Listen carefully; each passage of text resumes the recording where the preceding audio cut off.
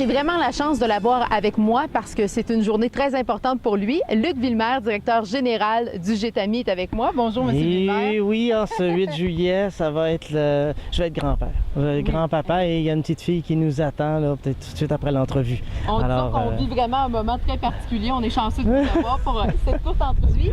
J'ai envie de savoir quelque chose parce que, M. Villemer, vous vous impliquez depuis vraiment longtemps au sein du GETAMI.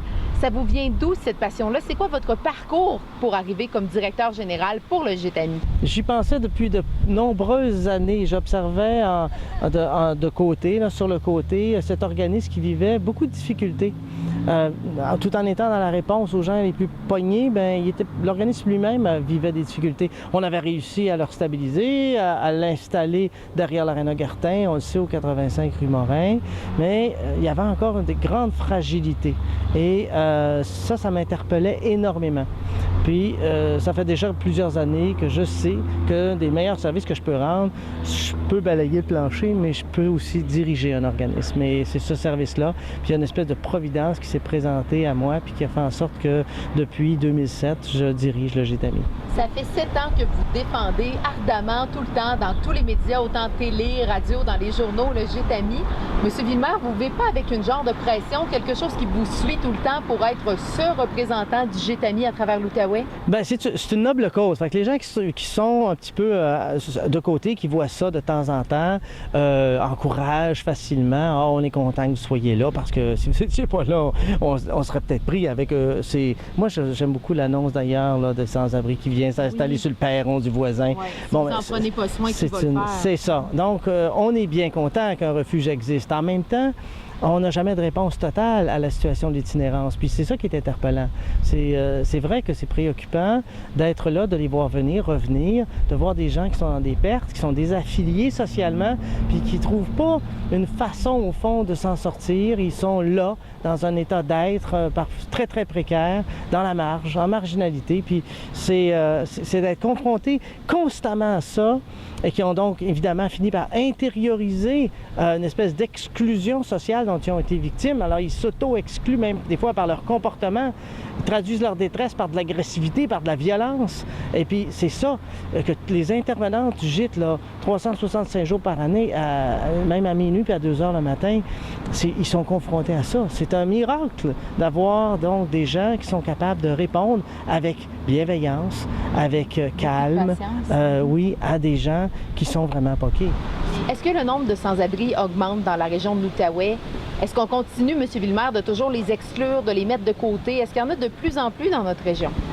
Ce qu'on observe, c'est qu'on voit une diminution constante. Le dénombrement en nombre de personnes diminue. OK. Alors, oui, tant mieux. Ça veut dire qu'il y a moins de personnes. Ce qui augmente de façon constante, c'est la dangerosité, c'est la dureté, c'est la complexité des problèmes qui vivent. Donc, les gens, une fois peut-être qui se rendent au GETAMI, n'ont pas la facilité d'en ressortir aussi facilement, d'avoir les atouts par la suite pour repartir. Moi, beaucoup plus dans l'itinérance que dans les sans-abri qui font une tombée, ils chutent une fois, mais ils sont capables de se relever. Avant, on est peut-être 800 personnes différentes, mais ça allait relativement bien. Okay. Là, on est rendu presque en bas de 650, mais c'est lourd, c'est dur. Ce sont des troubles concomitants, c'est de la santé mentale, c'est des dépendances dans les drogues. Vous êtes laissé au dépourvu parce que qui peut les aider, ces personnes-là qui sont atteintes de maladies mentales? Qui les aide? Vous pouvez les dépanner un peu, mais il y a des limites. Oui, je pense que la limite, c'est maintenant au niveau des ressources. C'est qu'au fond, avant, c'était un organisme charitable, tenu par des missionnaires qui disaient, même s'il ne veut pas, on va le sauver. Oui. Et maintenant, on est devant une certaine professionnalisation. Là, on est en train de se dire, oui, mais il y a des bonnes pratiques, puis il y en a des moins bonnes, puis il y en a des carrément pas bonnes. Alors, quelles sont les meilleures pratiques à exercer? Puis quand on se professionnalise, c'est sûr qu'on atteint de meilleurs résultats. Mais pour ça, ça prend du monde. Ça prend d'apprendre spécialistes. Ça prend donc des gens qui ont un regard averti, qui ne jouent pas à l'apprenti magicien ou à l'improvisation. Et c'est là qu'on a besoin d'avoir des moyens économiques pour nourrir des refuges aujourd'hui avec des gens qui sont un petit peu plus que ce qu'on était habitué, par exemple, de recruter au niveau des ressources humaines. Mais est-ce que les gens sont généreux, autant par leur temps que peut-être au niveau monétaire? Les gens de l'Outaouais, est-ce qu'on a envie de les aider, les gens qui fréquentent le Gétami? Oui, c'est indéfectible. Le GIT a toujours été, c'est de la Providence qui l'a accueilli tout le temps, là. On voit ça rentrer parfois là, au moment où on allait arriver à une pénurie d'un besoin très criant, je sais pas, des manteaux d'hiver. On fait un petit appel à la communauté, puis bingo, on est débordé de manteaux d'hiver. Il y en a par-dessus la tête. Les gens n'attendent que ça, de dire qu'est-ce que je peux faire pour être aidant. Hein, cette fameuse question, je fais quoi avec le gars qui est assis là, qui me regarde, là, qui me tend la main, là, puis il a l'air sale, puis il va me sauter dessus. Si je m'approche et je le souris, il faut le reconnaître, c'est un citoyen. C'est un citoyen du monde comme toi et moi.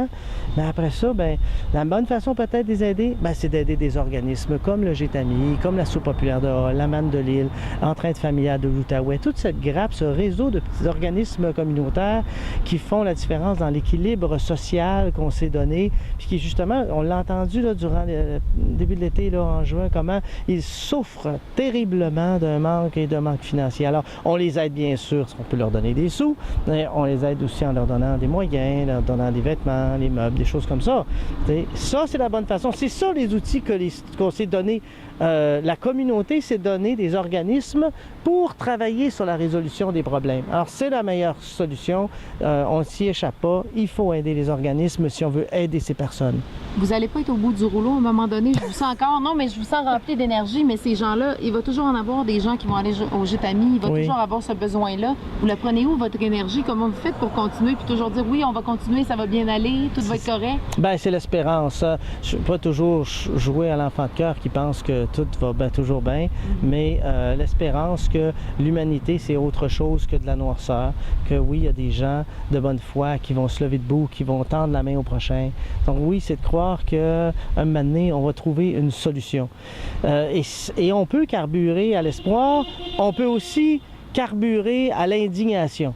Puis des fois, c'est ça qui me fait lever le matin. Merci beaucoup, M. Villemaire. Merci. Merci.